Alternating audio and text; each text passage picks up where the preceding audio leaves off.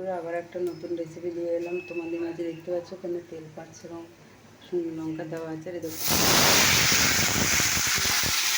এখানে তেল পাঁচছে তেজপাতা দেওয়া আছে। এটাকে দিলাম, দেখতে পাচ্ছ। এবার আমি এটাকে আলু দিয়ে দিলাম।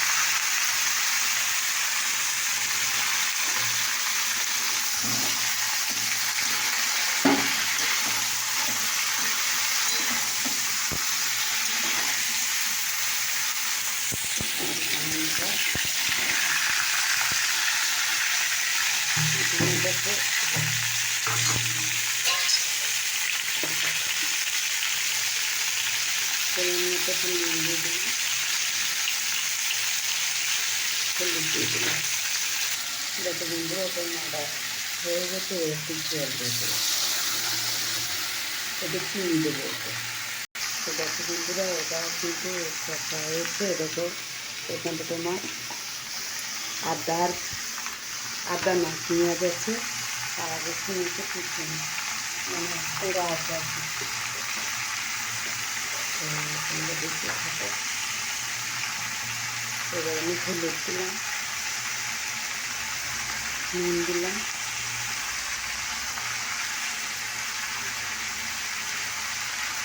জিরে গুঁড়ো দিলাম, লঙ্কা জিরে দিলাম। এবার জল ঢেলে দেবো। তো দেখো বন্ধুরা, আমার আমের চাটনি হয়ে গেছে। তাই এখানে দেখো নুন হলুদ জল চাপিয়েছি। আর এদিকে দেখো আমি কষা হচ্ছে। দেখো ওই পাট শাকটা হবে, নুন জল যেটা চাপিয়েছে ঠিক হবে। তো দেখো বন্ধুরা, এটা কষা হয়ে গেছে। এবারে জল দিয়ে দিলাম, দেখতে পাচ্ছ জল দিয়ে দিলাম। সেদ্ধ তো কড়াই ছিল, একটু ফুটে গেলেই এটা রেসিপিটা আমার হয়ে যাবে। আর এদিকে দেখো শাকটা দিয়ে দিয়েছি, দিয়ে দেখো ফুটছে কেমন, দেখতে পাচ্ছ। তো তোমরা দেখতে থাকো। তো দেখো বন্ধুরা, পাট শাকটা সেদ্ধ হয়ে গেছে। তাই দেখো তেল দিয়েছি এখানে। দেখো লঙ্কা দিলাম একটা ভেঙে, দেখো একটু রসুন দিলাম।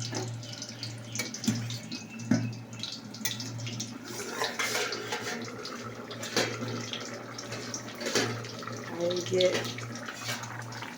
রেসিপিটা দেখছো, এটা কিন্তু হয়ে গেছে, দেখতে পাচ্ছ এটা হয়ে গেছে। তো তোমাদের রেসিপিটা কেমন লাগলো অবশ্যই কমেন্ট করে জানিও। চলো দেখো এখানে দেখো